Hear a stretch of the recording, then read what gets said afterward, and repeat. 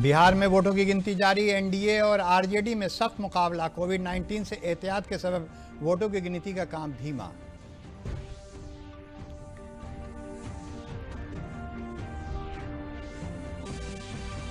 रियासत की 7 असेंबली सीटों पर भी बीजेपी का पल्ला भारी। ताज़ा खबरों में 5 असेंबली सीटों पर बीजेपी है आगे।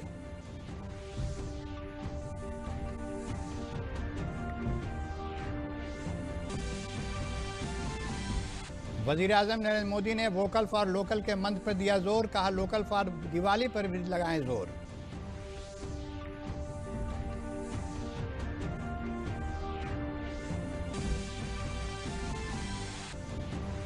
और अयोध्या दीप उत्सव की तैयारियां जोरों पर। वज़ीर-ए-आज़म वर्चुअल करेंगे दीपदान।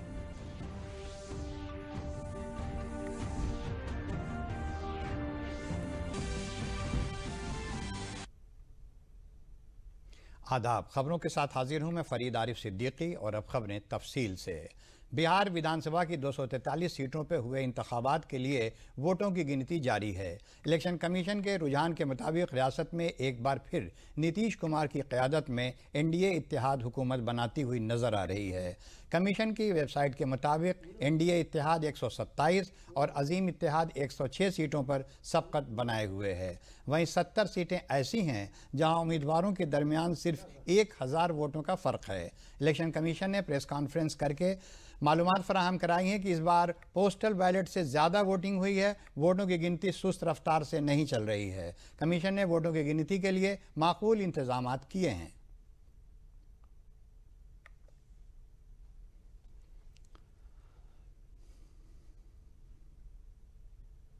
उत्तर प्रदेश में विधानसभा की 7 सीटों के लिए हुए ज़िमनी इंतखाबात के वोटों की गिनती जारी है। शुरुआती रुझानों में बीजेपी ने 6 सीटों पर सबकत ले रखी है। देवरिया की सदर सीट, टुंडला और उन्नाव की बांगरमऊ, बुलंदशहर, घाटमपुर असेंबली सीट पर भी बीजेपी आगे चल रही है। जौनपुर की मलहनी सीट पर समाजवादी पार्टी के लकी यादव 15 राउंड के वोटों की गिनती में 41,464 और आज़ाद उम्मीदवार साबिक रुकन पार्लियामेंट 38,528 वोट हासिल कर चुके हैं। समाजवादी पार्टी के लकी यादव धनंजय सिंह से 2,936 वोटों से आगे चल रहे हैं। अमरोहा में नौगांव असेंबली हल्के के 14वीं राउंड की वोटिंग में गिनती के बाद बीजेपी समाजवादी पार्टी से 3,433 वोटों से आगे है।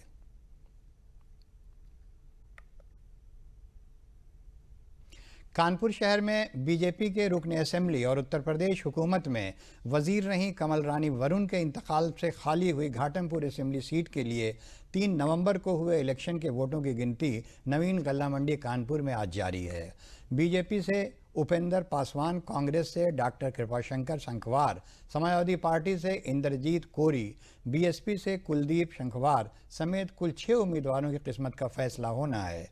वोटों की गिनती के लिए 14 टेबल लगाई गई हैं। पोस्टल बैलेट के लिए 4 टेबल अलग से और ओटीपी एसीएस स्कैनिंग के लिए 6 टेबल भी लगाई गई हैं। वोटों की गिनती 115 वोटिंग एहलकारों की जानिब से की जा रही है। 481 बूथों पर वोटों की गिनती जारी है। बीजेपी के उम्मीदवार उपेंद्र पासवान आगे चल रहे हैं, वहीं बीएसपी दूसरे नंबर पर है। जौनपुर की मलहनी असेंबली सीट के ज़िमनी इलेक्शन की वोटिंग के बाद आज वोटों की गिनती हो रही है। ईवीएम को से सतही हिफाजत में रखा गया है। 16 उम्मीदवारों की किस्मत का फैसला शीतला चौकी वाक़ नवीन सब्जी मंडी में किया जाएगा। हिफाजत के पेश नज़र मंडी अहाते में सख्त हिफाजती बंदोबस्त किए गए हैं। यहाँ पर समाजवादी पार्टी का उम्मीदवार आगे और दूसरे नंबर पर आज़ाद उम्मीदवार है। उन्नाव की बांगरमऊ असेंबली सीट के ज़िमनी इलेक्शन के वोटों की गिनती जारी है। पुलिस इंतजामिया ने हिफाजत के सख्त इंतजाम किए हैं। काउंटिंग सेंटर उन्नाव के दही चौकी में बनाया गया है। उन्नाव की बांगरमऊ असेंबली सीट से बीजेपी उम्मीदवार आगे चल रहे हैं। कांग्रेस की आरती वाजपेयी दूसरे नंबर पर और समाजवादी पार्टी सुरेश पाल तीसरे नंबर पर हैं, जबकि बीएसपी के महेश पाल चौथे नंबर पर हैं। फिरोजाबाद के टुंडला असेंबली हल्के के वोटों की गिनती पुरअमन तरीके से जारी है। यहाँ बीजेपी के उम्मीदवार प्रेमपाल सिंह धींगर और समाजवादी पार्टी के महाराज सिंह धींगर और बीएसपी से संजीव चक समेत 10 उम्मीदवारों की किस्मत का फैसला होना है।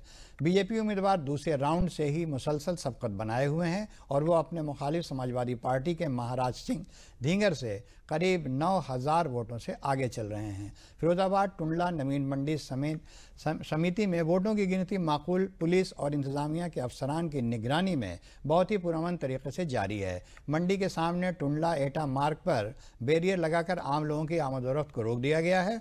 टुंडला में 558 बूथों के वोटों की गिनती 14 टेबल पर की जा रही है, जो 40 राउंड में पूरी होगी।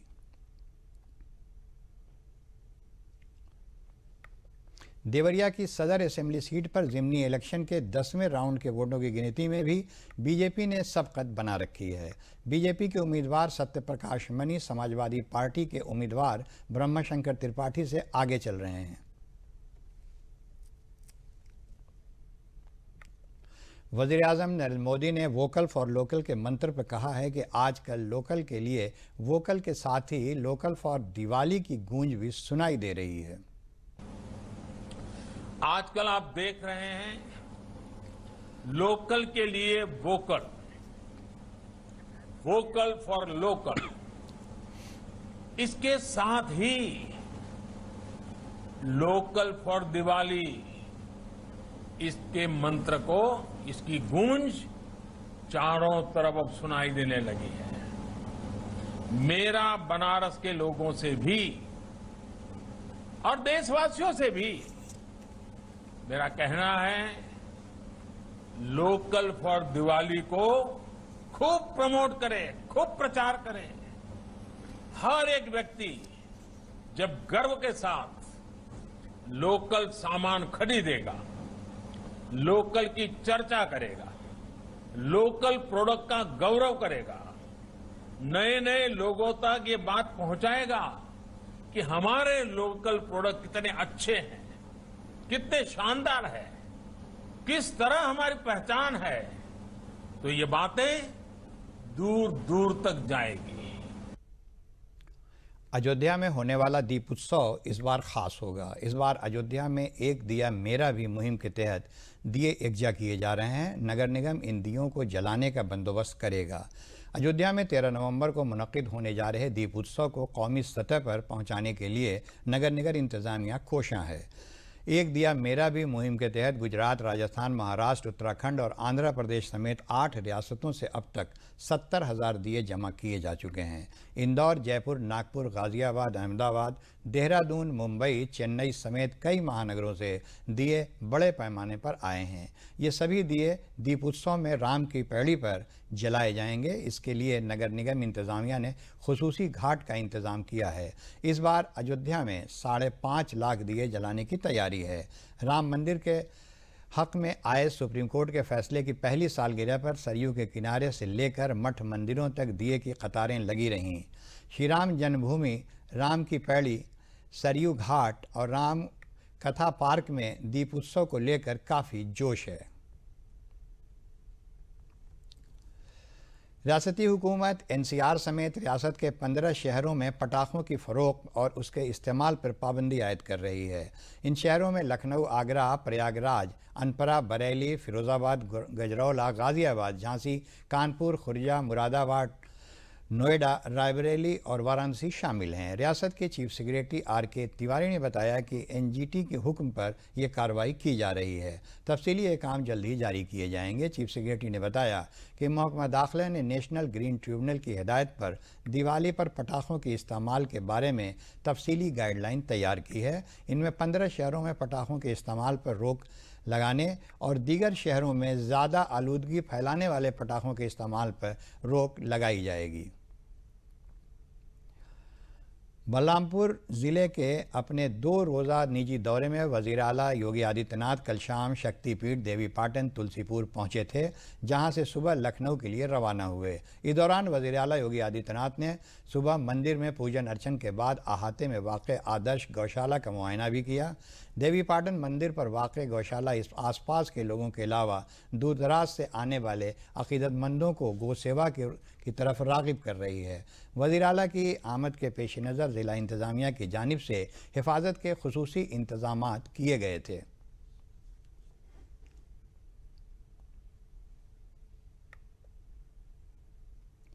मरकज़ी वज़ीर सियाहत प्रहलाद पटेल आज अपने एक रोज़ा दौरे पर लखनऊ पहुँचे हैं।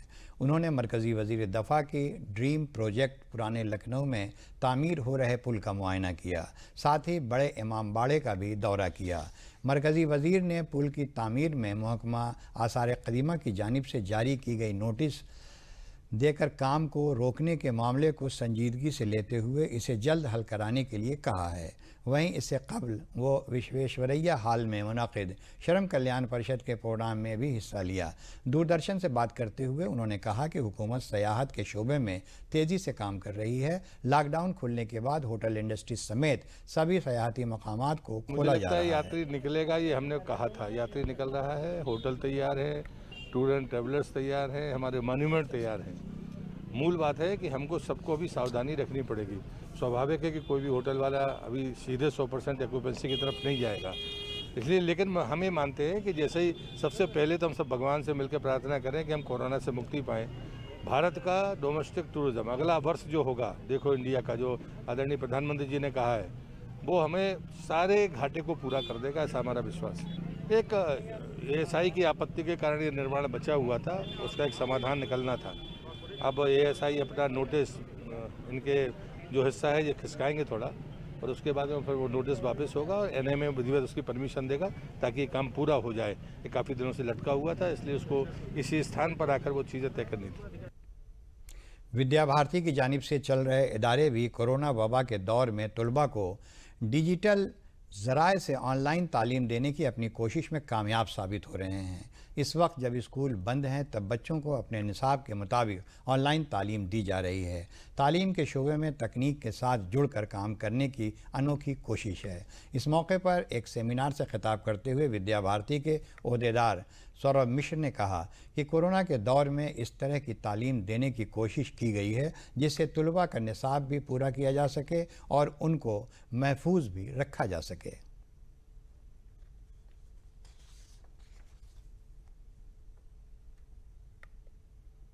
कोरोना काल में जब ये महसूस किया गया कि विद्यालय नहीं चलाए जा सकते हैं, क्लासेज नहीं हो सकती हैं, उस समय विद्या भारती ने डिजिटल प्लेटफॉर्म को डेवलप करने पे पूरा जोर लगाया और लगभग 3 से 4 महीने के अंदर हम लोगों ने एक ऐसा प्लेटफॉर्म डेवलप कर दिया जो पूर्णतः स्वदेशी है, जिसमें किसी तरह के विदेशी प्लगइन्स का उपयोग नहीं किया गया। इसका सर्वर भारतवर्ष में ही है, हमारा डेटा पूरा सुरक्षित है और किसी भी तरह का इस पर संकट नहीं है। विद्या भारती इस डिजिटल प्लेटफॉर्म के माध्यम से संपूर्ण क्लासेज चला रही है। वास्तव में ये एक वर्चुअल स्कूल है। जैसे विभिन्न विश्वविद्यालय जूम में, गूगल क्लासेज में इसके माध्यम से पढ़ाई करके और ऑनलाइन टीचिंग का दावा कर रहे हैं, वैसा हमारे ऐप में नहीं है। हमारा ऐप पूर्णतः एक वर्चुअल स्कूल है जिसमें बच्चे की अटेंडेंस लगाने से लेके और उसके एग्ज़ाम लेने और रिपोर्ट डिक्लेयर करने तक, रिपोर्ट कार्ड देने तक संपूर्ण व्यवस्था इंटीग्रेट की गई है। कोरोना के सबब सबसे ज़्यादा इक़्तिसादी मार कारोबारियों के किसी तबके पर पड़ी है तो वो थे रेहड़ी लगाकर फुटपाथ के किनारे फल सब्ज़ी वगैरह फ़रोख्त करने वाले या ठेला खड़ा कर चाय नाश्ता फ़रोख्त कर कारोबार करने वाले लोग। वज़ीर-ए-आज़म अज़्म है कि ऐसे छोटे कारोबारियों की परेशानी दूर हो और उन्हें मौका मिले अपने पैरों पर खड़ा होकर ख़ुद कफ़ील बनने का।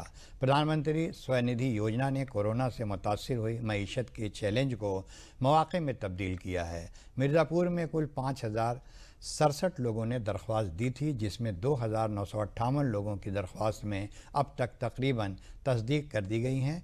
2340 कारोबारियों के कर्ज़ मंजूर कर उन्हें लोन दिया जा चुका है। 863 लोगों के कर्ज़ में कुछ कागजात की कमी है जो कि मंजूर होने के बाद भी अभी रुका हुआ है, जल्द ही उसे पूरा करा दिया जाएगा।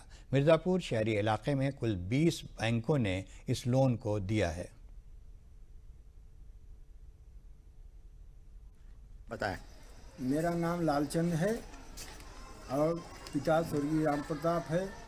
मैं प्रधानमंत्री स्वनिधि योजना के अंतर्गत मैं 10,000 रुपया का लोन पाया, जिससे मैं अपनी आजीविका चलाने के लिए ये फेरी वाला का काम शुरू किया हूँ। मैं प्रधानमंत्री को हृदय से धन्यवाद देता हूँ। नमस्कार, मैं सपना श्रीवास्तव मिर्ज़ापुर गणेश से हूँ और हम लोग प्रधानमंत्री स्वनिधि योजना के अंतर्गत 10-10 हज़ार का तीनों लोगों ने लोन लिया है। और लॉकडाउन के बाद जो हम लोगों की आर्थिक स्थिति खराब हो गई थी, इस लोन से हम लोगों को काफ़ी जो है कि एक बल मिला है। हम लोगों का जो काम था रुक गया है, वो पैसे मिलने की वजह से हम लोगों का काम फिर शुरू हो पाया है। और हम लोगों का घर गृहस्थी जो बंद होने के कगार पे था, वो फिर से हम लोगों को शुरू करने का मौका मिला है। और इससे हम लोगों को काफ़ी राहत मिली है। इस समय हमारे जनपद में मिर्ज़ापुर में पीएम स्वनिधि योजना में टोटल 20 बैंकों ने अभी तक वितरण का कार्रवाई किया है और टोटल 5041 आवेदन हमें प्राप्त हुए थे, जिसमें से 2346 में वितरण की कार्रवाई हो चुकी है। 863 अभी लंबित है, जिसको भी शीघ्र ही सारी कार्रवाई पूर्ण करा करके वितरित कर दिया जाएगा। इस योजना में ये कि जो भी लॉकडाउन से लोग प्रभावित लोग हैं, रेहड़ी दुकानदार जो हैं, पथ विक्रेता हैं, उनके व्यापार को फिर से चलाने के लिए 10,000 रुपये का ऋण दिए जाने का प्राविधान है। वज़ीर आज़म नरेंद्र मोदी ने दोशंबे को वाराणसी के लोगों को धनतेरस और दिवाली की नेक ख्वाहिशात पेश करते हुए कहा है कि आज तक जो भी उन्होंने काशी से मांगा जी भर कर मिला। शास्त्रों को कोट करते हुए उन्होंने कहा कि काशी को काशी ही रोशन करती है। आज जो तरक्की की रोशनी फैल रही है और बदलाव की रोशनी फैल रही है, वो काशी और काशी के लोगों की दुआओं का नतीजा है।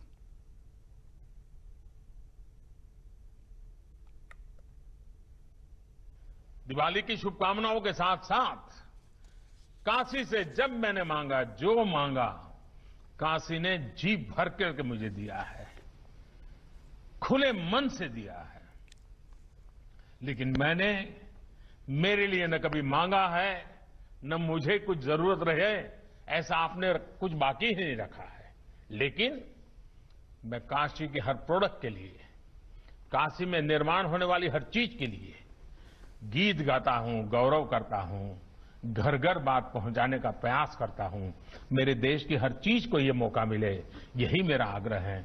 फिर एक बार मैं काशीवासियों को नमन करते हुए, काशी विश्वनाथ जी के चरणों में सर झुकाते हुए, काल भैरव को नमन करते हुए, माता अन्नपूर्णा को प्रणाम करते हुए आप सबको आने वाले सभी पर्वों की बहुत बहुत शुभकामनाएं देता हूं। बहुत बहुत धन्यवाद।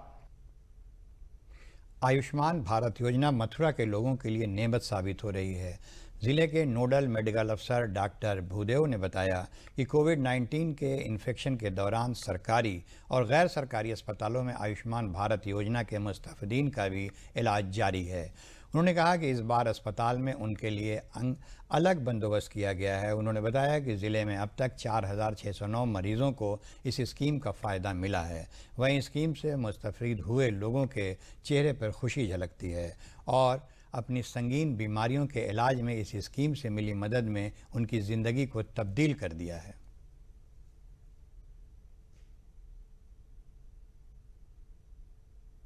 जो आयुष्मान भारत योजना है, इसमें जो लोगों के कार्ड बनाए गए हैं और जिन हॉस्पिटलों को हमने चिन्हित कर रखा है जहाँ पे ये कार्ड चल रहे हैं, तो वहाँ पे ये लोग जो है आयुष्मान भारत के तहत योजना के अंतर्गत अपना इलाज करा रहे हैं। कोविड भी उसमें आता है, कोविड का भी लेते हैं। बाकी अन्य जो सर्जरियाँ, जो ऑपरेशन है या और भी बीमारियाँ जो उसमें इंक्लूड हैं, उनका लाभ ले सकते हैं इस आयुष्मान भारत योजना के कार्ड से। अब वो कैसी है? अब वो बहुत स्वस्थ है और कह रही थी कि आयुष्मान कार्ड में फ्री में इलाज हुआ पूरा।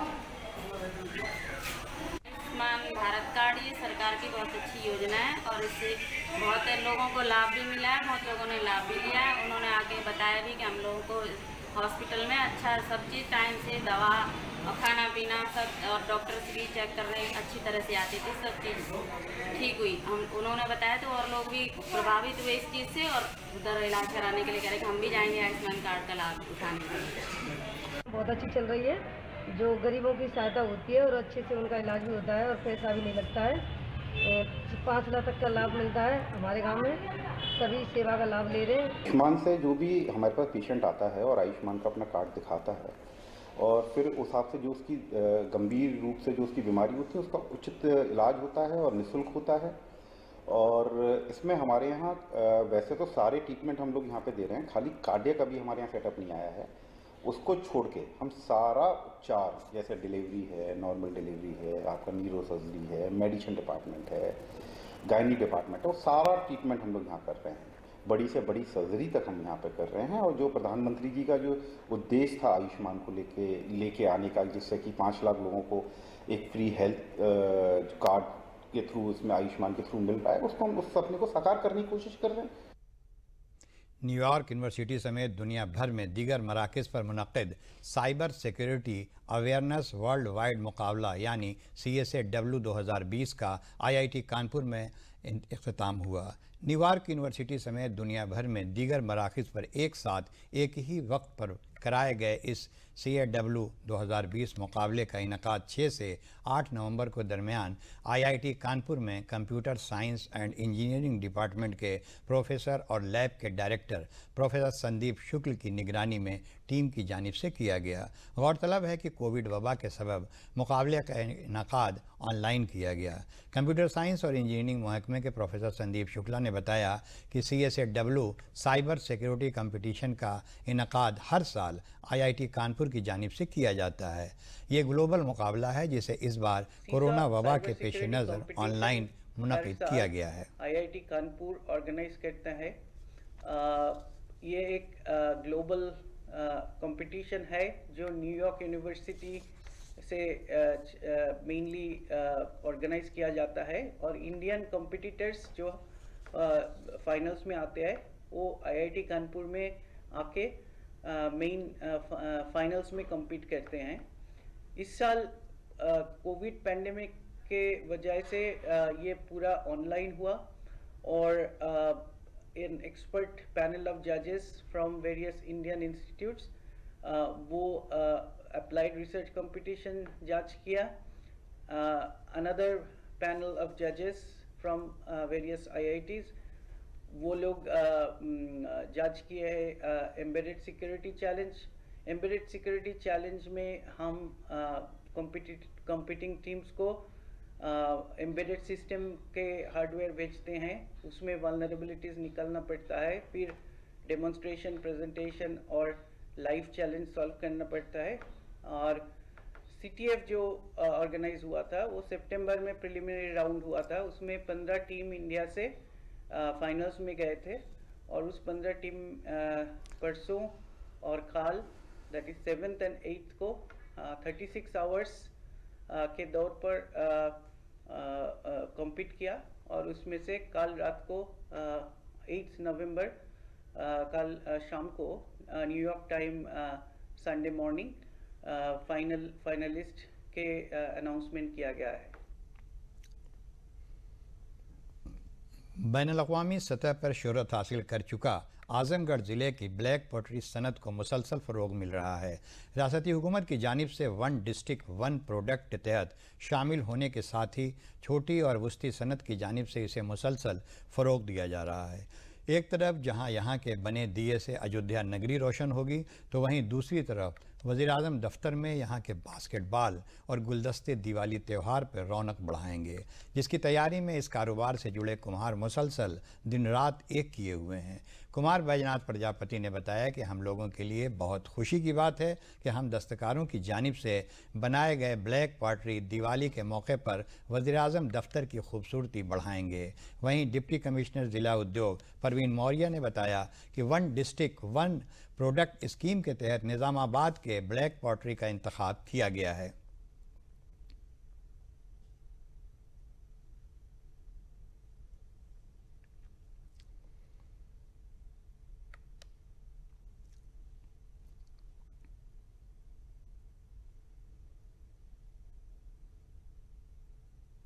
आज बहुत ही हर्ष का विषय है।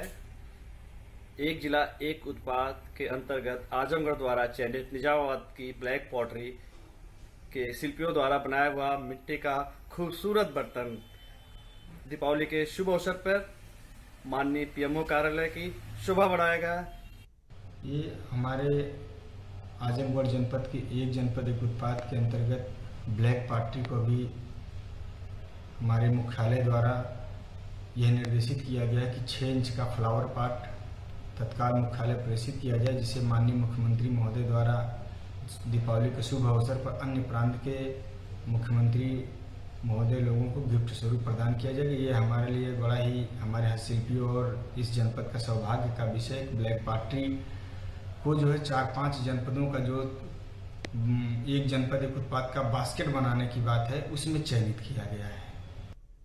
और बात अब अपनी हिफाजत की, कोविड-19 से बचाव की और डीडी न्यूज़ की खास मुहिम मास्क अप इंडिया की। देखते हैं क्या है ये पहल। वैश्विक महामारी कोविड-19 जिसका कहर संपूर्ण मानव जाति को अपनी आगोश में ले चुका है। टीका या दवाई उपलब्ध होने तक महामारी के खिलाफ मानवता की जंग जारी है। ऐसे में सबसे जरूरी है सावधानी और बचाव। फेस मास्क कोरोना से रोकथाम का सबसे प्रभावी उपाय साबित हुआ है। विश्व स्वास्थ्य संगठन और विशेषज्ञों की शोध का भी यही निष्कर्ष है कि मास्क से मुंह और नाक को अच्छी तरह ढककर कोरोना संक्रमण को कम किया जा सकता है।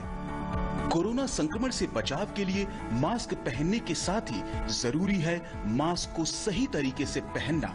बहुत से लोग मास्क से नाक और मुंह को सही तरीके से नहीं ढकते हैं, जिससे संक्रमण का खतरा बना रहता है। बिना मास्क या फेस कवर के घर से बाहर निकलने की अभी कल्पना करना भी सही नहीं है। जुड़िए डीडी न्यूज की खास मुहिम मास्क अप इंडिया के साथ। मास्क पहने और अपने मुंह और नाक को अच्छी तरह ढके। अपने परिवार के सदस्यों और दोस्तों को मास्क पहनने के लिए कहें। Mask up India, mask up India. DD news के माध्यम से सबको बताना है, कोरोना को हराना है, मास्क जरूर लगाना है। Mask up India, mask up India, mask up India.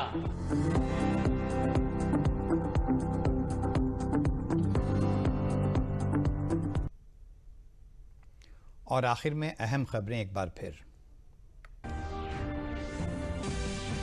Bihar में वोटों की गिनती जारी, एनडीए और आरजेडी में सख्त मुकाबला। कोविड-19 से एहतियात के सबब वोटों की गिनती का काम धीमा।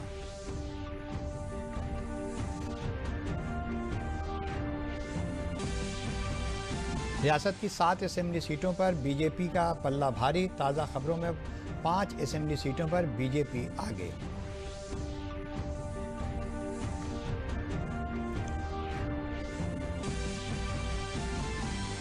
वज़ीर-ए-आज़म नरेंद्र मोदी ने वोकल फॉर लोकल के मंत्र पर दिया जोर। कहा, लोकल फॉर वोकल दिवाली पर भी लगाएं जोर।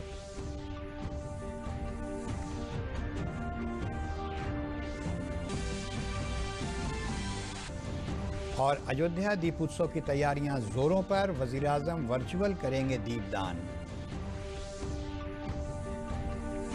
खबरों में बस इतना ही। इजाज़त दीजिए। शब बखैर।